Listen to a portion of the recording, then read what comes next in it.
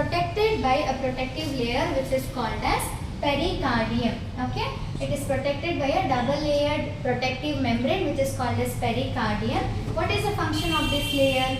It will protect the heart from any friction or any electrical impulse or any electrical shock or any muscular damage, anything like that. Okay, now so how many chambers we have in our heart? Four chambers. We are four chamber animals. Which are those chambers? We have two auricles and two ventricles. So this is right auricle, right ventricle.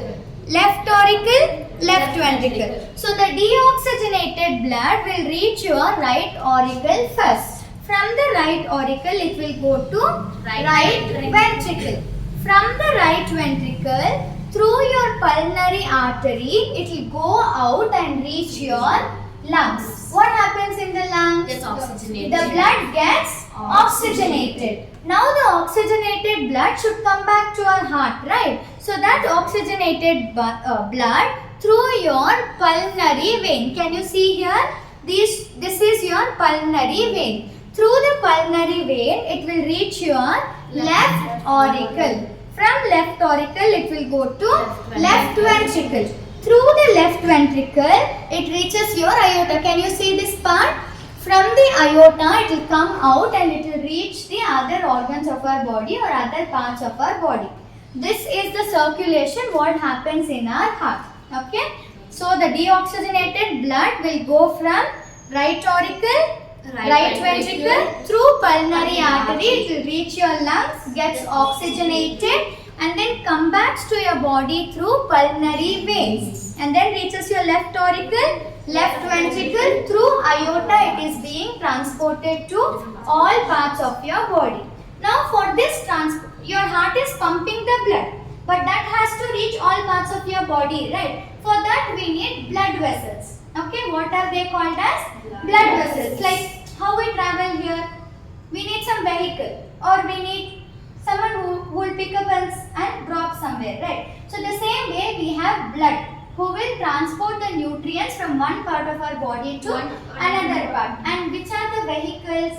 The blood vessels are the vehicles. We have three types of blood vessels. Which are they? Arteries, veins and capillaries. Now what are arteries? Arteries are the blood vessels which will carry only oxygenated blood.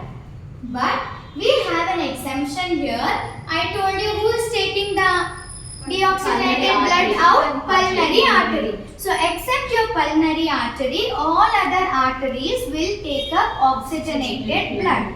What is the function of veins? They will carry deoxygenated blood. With one exemption. Who is that?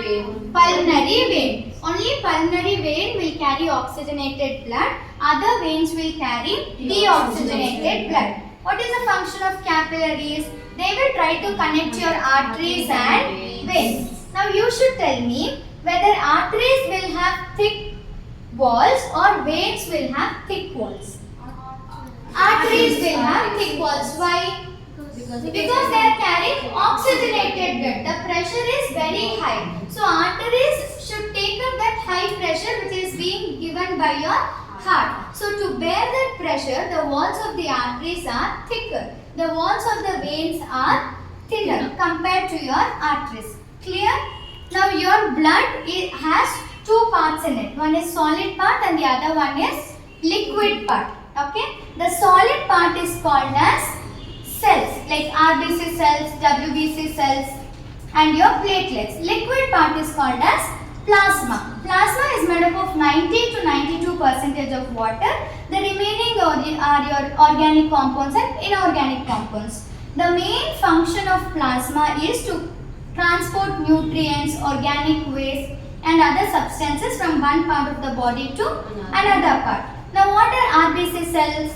Red blood cells. What is the function of red blood cell? It takes oxygenated blood. It takes up oxygenated blood. And what is that special pigment it has in it? Hemoglobin. Hemoglobin is an iron containing pigment. This pigment is responsible for giving color to your blood. Okay, they are also called as red blood cells. Next, white blood cells. What is the function of white blood Fight cells? bacteria. They act like a defense mechanism in our body. Whenever a foreign body tries to enter our body, they try to release certain chemicals and they try to fight back. Okay? Whenever we fall sick, we feel that our temperature is being raised up. That's actually not sickness. That's how whenever your body temperature rises up, no? That's when we should realize that our WBC cells are fighting hard to keep us safe. When that war is happening between that foreign body and your WBC cells, that's when our body temperature will rise up. Okay? Then you have platelets. What is the function of platelets? Whenever I get some hurt, my blood starts oozing out. Will it keep oozing out? What happens? Clots blood. The blood clots. Who is responsible for the clotting of blood? Platelets. Platelets are mainly responsible for the clotting of blood. One special chemical is thromboplastin and fibrinogen. These two are mainly responsible for clotting of blood. Clear? Now quiz time. How many children carry this oxygenated blood from heart to all parts of the body? Aorta. Aorta is sending it. Which blood vessel will carry oxygenated blood? Arteries. Which blood vessel will carry deoxygenated blood? Veins.